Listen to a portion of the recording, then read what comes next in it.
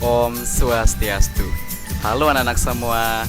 Pada hari ini kita akan kembali belajar bersama pada materi di tema kedua, yakni menyayangi tumbuhan dan hewan, pada subtema yang keempat, pembelajaran yang kedua. Jadi silahkan simak video ini sampai tuntas. Dan apabila ada pertanyaan, anak-anak bisa langsung tanyakan kepada Pak Wahyu di grup kelas maupun secara japri langsung di WhatsApp. Baik, kita mulai pembelajaran hari ini. Nah, sebelum kita masuk ke materi pada pembelajaran yang kedua hari ini, Pak Wahyu ingin mengingatkan anak-anak terkait dengan materi pecahan yang sebelumnya sudah anak-anak pelajari pada hari Sabtu lalu ya. Nah, diingat kembali anak-anak, pecahan merupakan bagian dari satu kesatuan atau keseluruhan. Ya, digarisbawahi, pecahan tersebut adalah bagian dari kesatuan atau keseluruhan. Jadi pecahan tersebut ditulis dalam bentuk bilangan atau angka yang dibatasi oleh tanda strip ya, tanda garis seperti ini. Nah, bilangan pecahan ini dapat digunakan untuk menyatakan suatu bagian dari benda yang utuh anak-anak. Nah, pecahan tersebut ditulis seperti ini: A per B.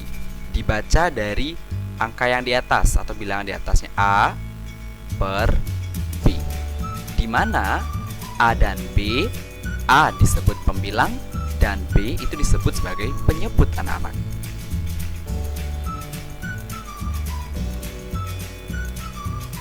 Nah, untuk mengingat kembali bagaimana cara menyatakan pecahan, Pak Guru sudah siapkan beberapa contoh. Nah, ayo tentukan nilai pecahan dari kedua gambar berikut. Nah, pada gambar ini Pak Guru sudah menyiapkan dua gambar anak-anak. 1, 2 ya. Kita akan mencari yang pertama dahulu. Ayo cari pecahan dari bangun persegi berikut ini.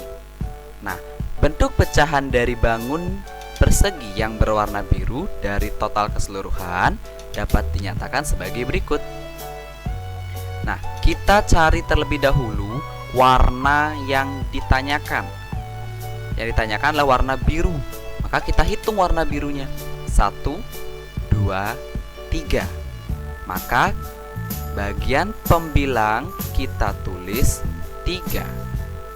Kemudian per penyebut adalah total keseluruhan. Maka kita hitung 1, 2, 3, 4, 5, 6, 7, 8. Maka dapat ditulis 3 per 8. Nah, maka bangun ini dapat dinyatakan sebagai pecahan 3 per 8. Terdapat 3 persegi yang berwarna biru dari total keseluruhan 8 persegi. Oke, kemudian yang kedua. Nah, Pak Guru punya biskuit. Nah, biskuit ini Pak Guru bagi menjadi 4 bagian yang sama besar. Ingin Pak Guru berikan kepada kucing Pak Guru. Nah, satu bagian ini Pak Guru berikan tanda. Nah, satu bagian ini Pak Guru berikan kepada kucing Pak Guru. Maka bagaimana bentuk pecahannya? Karena diketahui satu bagian yang diberikan kepada kucing, maka kita tulis 1 per total keseluruhan terdapat 1, 2, 3, 4. Nah, 1 per 4. Seperti itu ya. Misalnya, kalau Pak Guru berikan 2 bagian kepada kucing Pak Guru, maka bentuknya bukan 1 per 4 lagi, tapi 2 per 4. Jadi sangat mudah bukan? Ini disebut sebagai pecahan. Nah, jadi Pak Wahyu harap anak-anak ingat. Jadi materi yang sudah dipelajari sebelumnya supaya tidak hilang dari ingatan ya. Nah, cara merawat kelinci. Anak-anak sebelumnya sudah mempelajari mengenai ciri-ciri makhluk hidup. Nah, kelinci merupakan salah satu contoh makhluk hidup. Kelinci juga dapat dikategorikan sebagai hewan peliharaan anak-anak. Siti dan Lani senang sekali bermain di rumah Dayu. Mereka senang bermain dengan kelinci peliharaan Dayu. Teman-teman Dayu ingin tahu cara merawat kelinci. Memelihara kelinci cukup mudah untuk dilakukan. Nah, jadi kelinci sebagai hewan peliharaan itu harus dirawat dengan baik anak-anak. Nah, bagaimana cara merawat kelinci? Nah, cara merawat kelinci itu dapat dikatakan cukup mudah anak-anak. Bagaimana? Ayo kita baca bersama. Yang pertama, pilihlah kelinci yang berumur cukup untuk dipelihara. Biasanya berumur sekitar 2 bulan.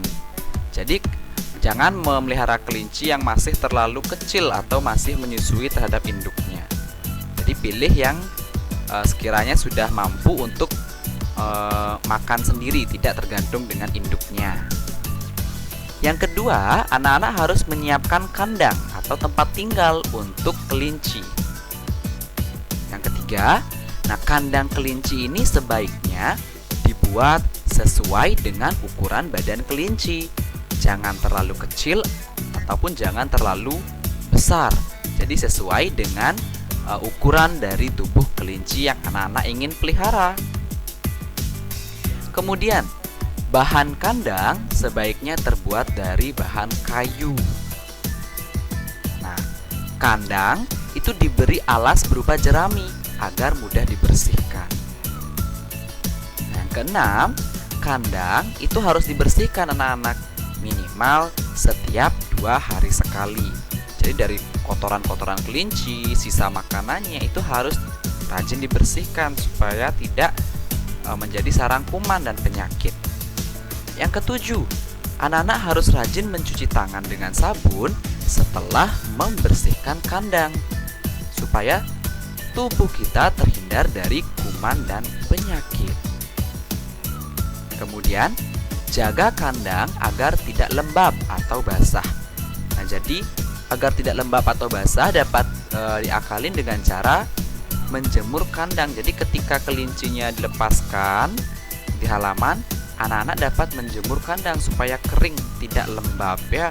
Jika lembab, itu bisa menjadi sarang kuman dan penyakit nanti. Kemudian, sediakan air minum dalam wadah. Ganti air minum setiap hari. Jadi kelinci sebagai makhluk hidup, dia memerlukan makan dan minuman.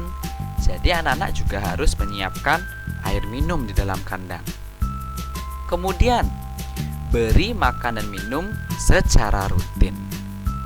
Jadi apa makanan kelinci? Dapat berupa sayur-sayuran.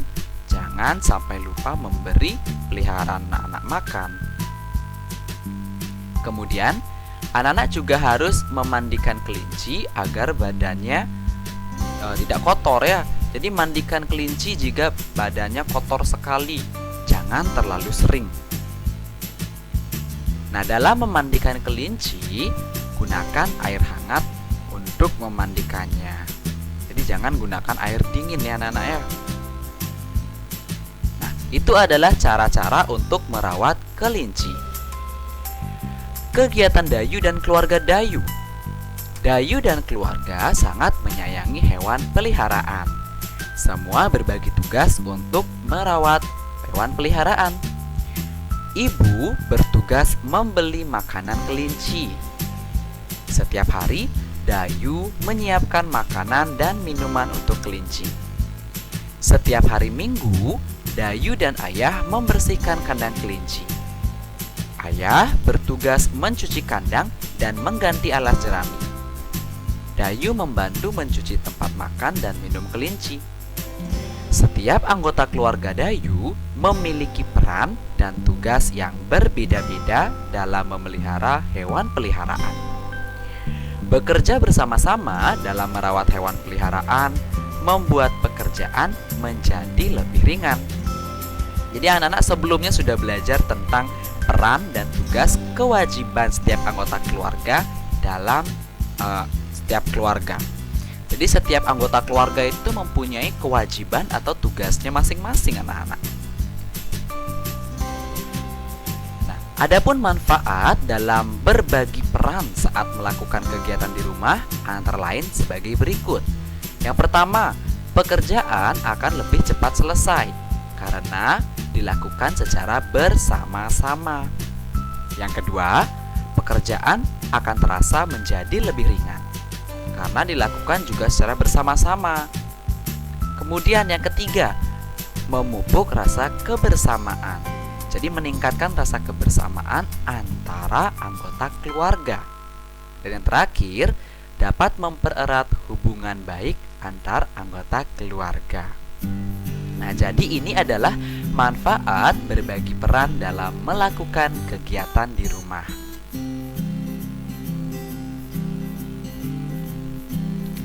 Kelinci Dayu sangat menggemaskan. Kelinci Dayu sangat suka dielus-elus. Kelinci Dayu juga senang berlari-lari. Hal yang paling disukai Dayu saat kelincinya berdiri.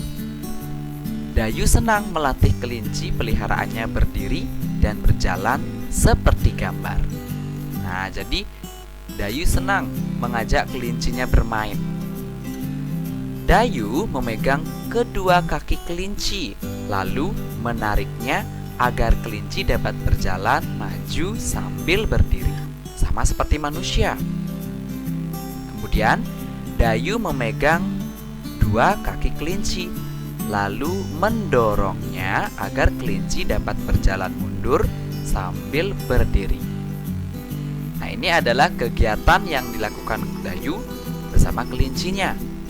Nah, gerakan ini dapat anak-anak tirukan sebagai gerakan menarik dan mendorong. Nah, agar lebih seru, gerakan ini dapat dilakukan bersama teman. Nah, coba amati gambar berikut. Kita baca bersama-sama ya, Nak. Coba lakukanlah gerakan mendorong dan menarik seperti contoh. Lakukan tahapan berikut. Yang pertama, pilihlah teman pasangan yang seimbang. Maksudnya seimbang yang memiliki berat badan dan tinggi badan yang hampir sama. Itu yang dimaksud seimbang. Kedua, berdirilah secara berhadap-hadapan dan tangan saling berpegangan seperti contoh di gambar. Kemudian, beri tanda posisi masing-masing. Tandanya dapat anak-anak gunakan menggunakan garis batas pada lantai. Kemudian, kegiatan pertama, kamu dapat lakukan kegiatan mendorong dengan temanmu. Sementara temanmu menahan dengan cara mendorong balik agar tidak bergeser posisinya. Jadi ini seperti kegiatan berlomba anak-anak, menahan posisi agar tidak bergeser. Jadi teman kalian akan mendorong kalian dan anak-anak akan mendorong teman kalian. Jadi siapa yang mampu bertahan dan posisinya tidak bergeser, tidak lewat dari garis batas, itulah pemenangnya. Kemudian lakukan sekuat tenaga agar temanmu dapat bergeser posisi. Kemudian kegiatan kedua dapat kamu lakukan dengan menarik tangan temanmu, sementara temanmu menahan dengan cara menarik balik. Lakukan secara bergantian. Semakin kuat bertahan, artinya semakin kuat dan dialah pemenangnya. Jadi kegiatan ini dapat dilakukan bersama teman. Kegiatan ini dapat melatih otot tangan. Jadi diperlukan kekuatan otot tangan untuk mampu melakukan gerakan ini. Jadi sebelumnya anak-anak harus sarapan atau makan terlebih dahulu supaya mempunyai tenaga. Nah, silakan anak-anak praktekkan kegiatan mendorong dan menarik bersama dengan teman di rumah. Kegiatan ini dapat dikategorikan sebagai gerakan non-lokomotor karena gerakan yang dilakukan tanpa adanya perpindahan tempat atau posisi. Tapi jika teman anak-anak bergeser atau mundur atau maju karena tarikan dan dorongan yang kalian berikan, maka dia disebut sebagai gerakan lokomotor. atau gerakan yang disertai dengan perpindahan posisi. Baik, sekian video pembelajaran kali ini. Terima kasih sudah menonton. Pak Guru tutup dengan Parama Santi. Om Santi Santi Santi Om.